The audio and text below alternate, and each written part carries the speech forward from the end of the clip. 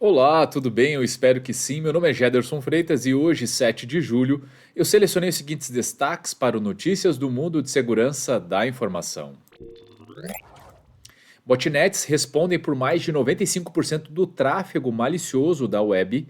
Maior porto do Japão interrompe operações após cyberataque. E telemarketing leva a primeira multa por violação de dados da NPD. E eu começo com essa notícia que fala: botnets respondem por mais de 95% do tráfego malicioso da web. As botnets são responsáveis por mais de 95% do tráfego malicioso da web globalmente, de acordo com uma pesquisa realizada pela provedora de segurança cibernética Trustwave. Para a pesquisa, a empresa implantou uma rede de honeypots localizados em vários países, incluindo Rússia, Ucrânia, Polônia, Reino Unido, China e Estados Unidos.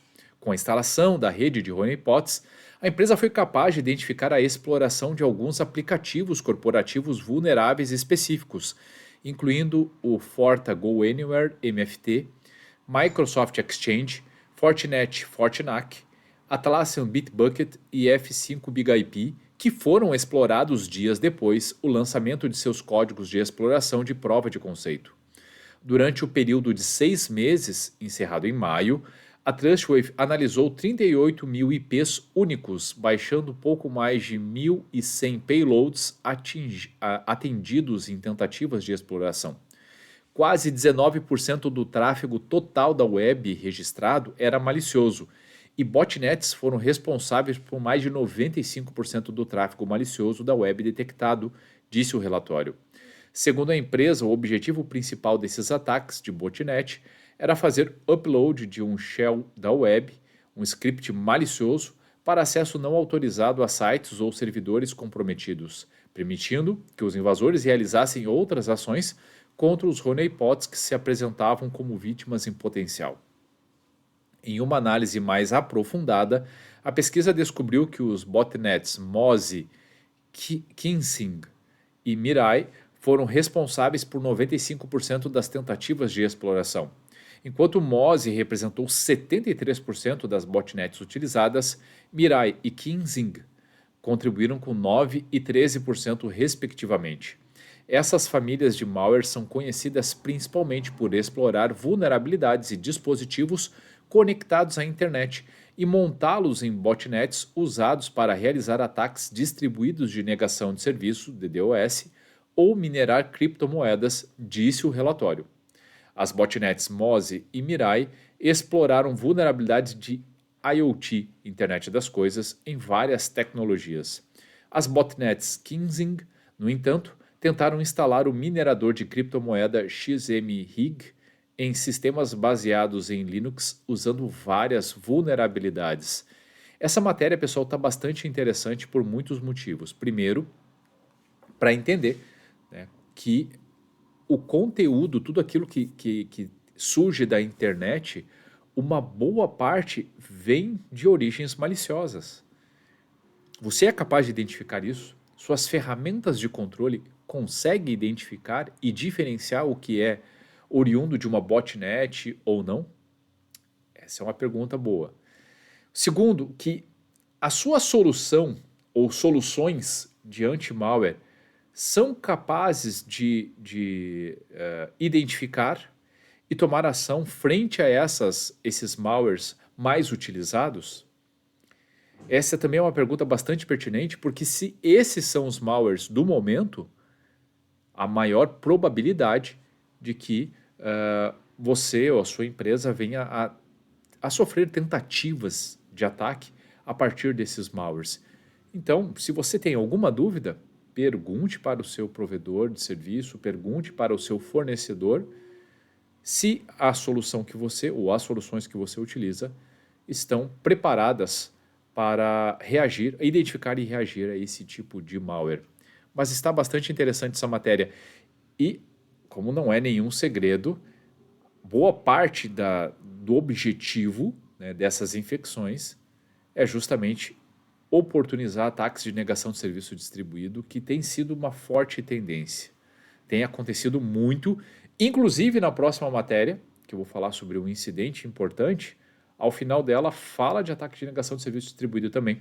E a matéria é: maior porto do Japão interrompe operações após cyberataque.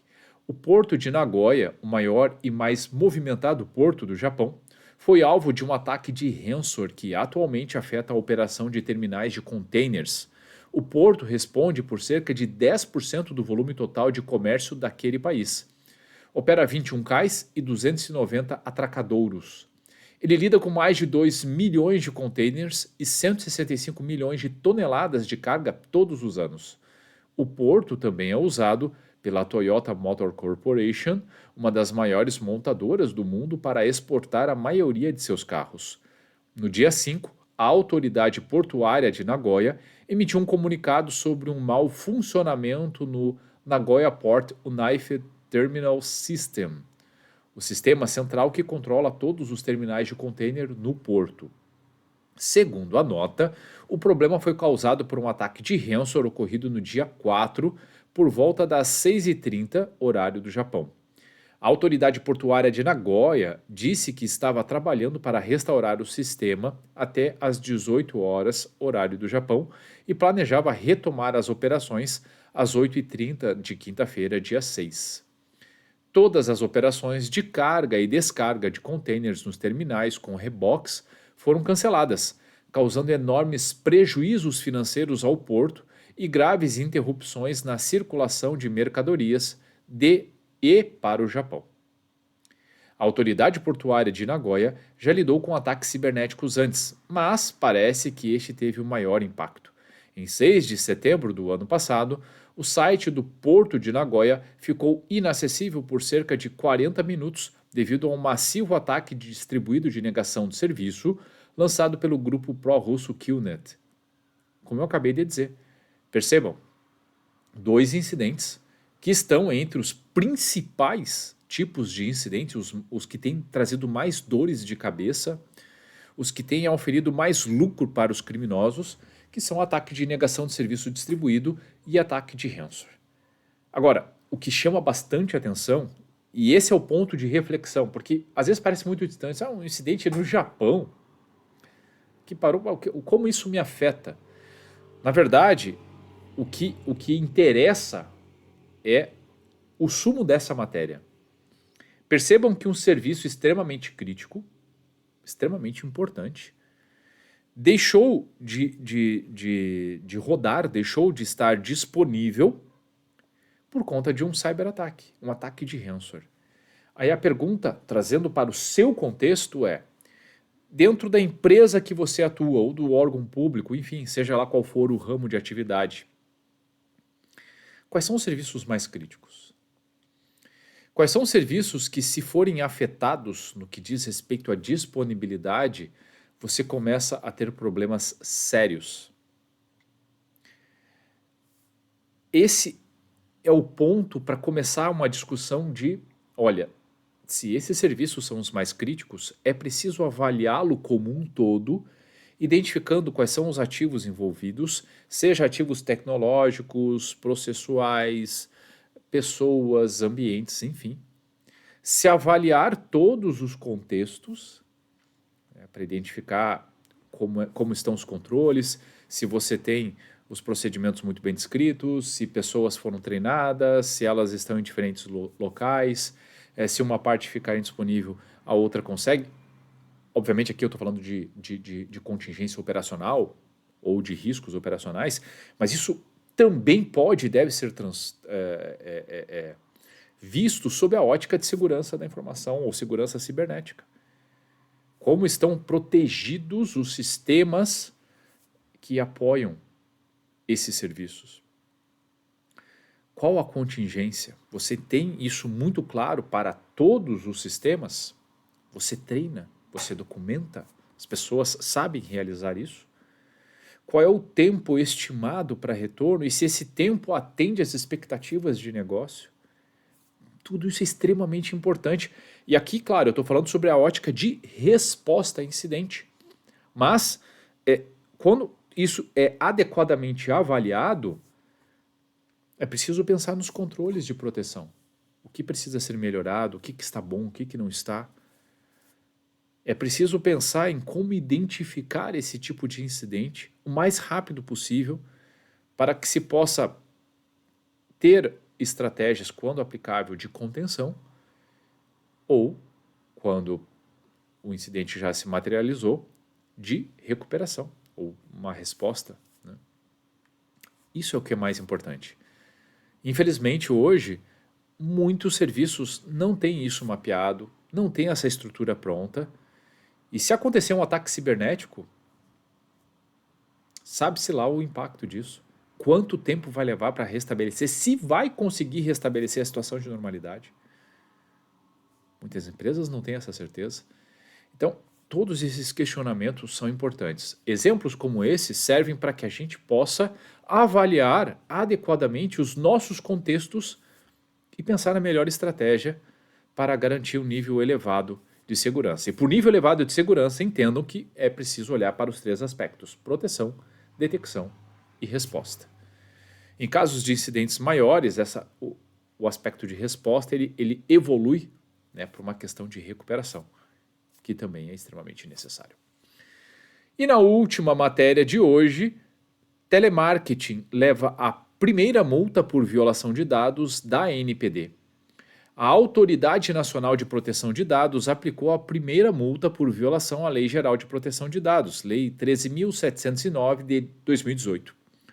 No valor de 14,4 mil, a sanção publicada no Diário Oficial da União desta quinta-feira, 6 de julho, é contra a Telecall Infoservice, uma empresa de telemarketing com sede em Vila Velha, Espírito Santo.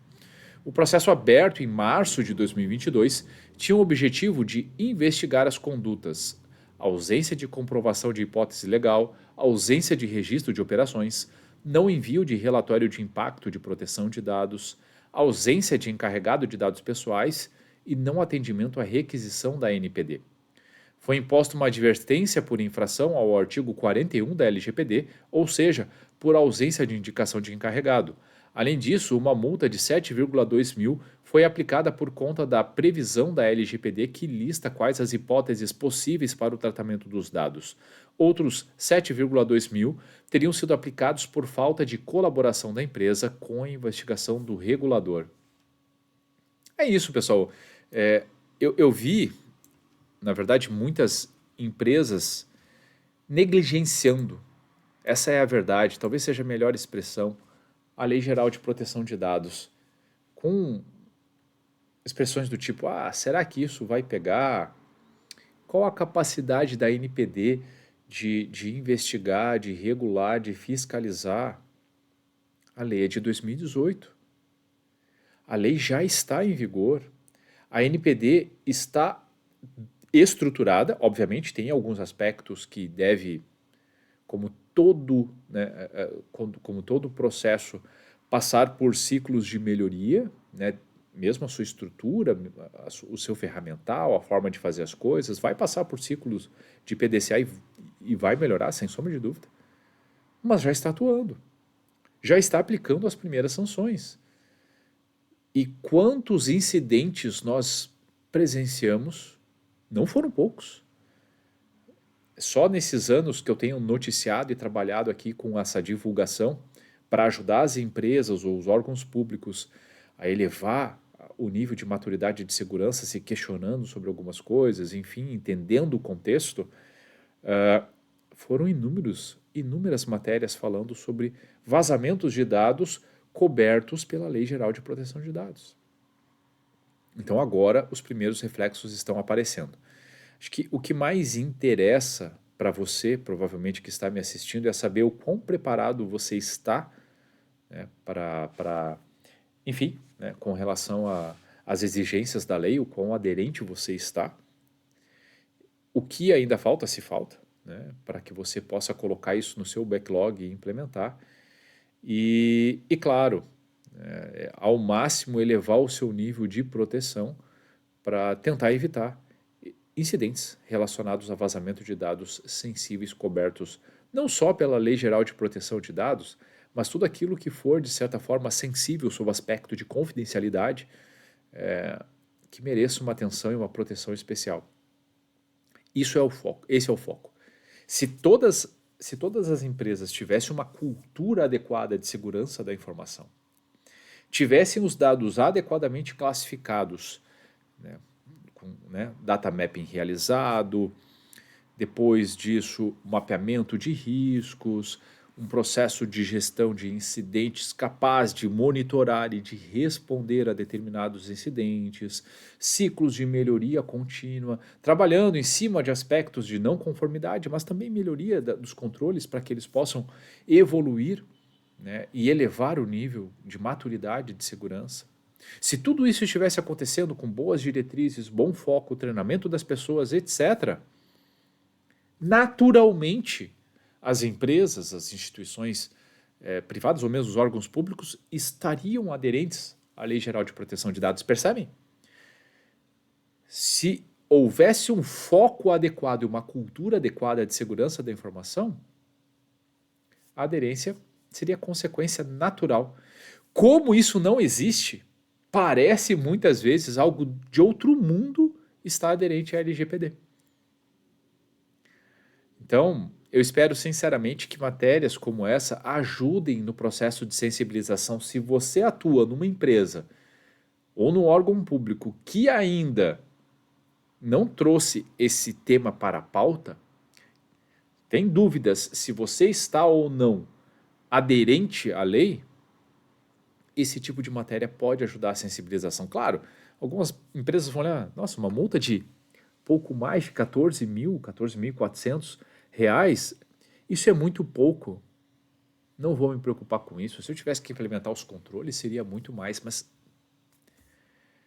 é importante entender que esse foi o contexto que, obviamente, analisado pela ANPD, aplicou a sanção que achou cabível para o contexto da violação realizada, né, ou que aconteceu a partir dessa empresa. Pode ser que aplique multas muito maiores, né? Vocês sabem os limites das multas, etc. Levem esse contexto também, além da matéria de que as multas já começaram a ser aplicadas, o quanto elas podem chegar e o quanto isso pode de fato impactar qualquer negócio. Então, é isso. Precisamos trabalhar muito forte para estar aderente à Lei Geral de Proteção de Dados e, acima disso, né, para que tenhamos uma adequada governança de segurança da informação, levando em consideração os dados mais sensíveis, tanto pela ótica de negócio, quanto pela ótica de conformidade com leis, com regulamentos, etc. Bom, pessoal, o que eu tinha selecionado para hoje era isso. Espero sinceramente que vocês tenham gostado. E se você gostou do conteúdo, se fez sentido para você, então curta, salve, compartilhe esse post ou marque a pessoa ou as pessoas que podem se beneficiar desse tipo de conteúdo. Eu tenho certeza que fazendo essas ações, podemos fazer a diferença trazendo mais cultura de segurança da informação. E se você ficou com alguma dúvida, tem alguma crítica ou sugestão, fique muito à vontade para deixar comentários ou mandar mensagem diretamente para mim. Combinado? Ótimo dia, ótimo final de semana a todos e até a próxima.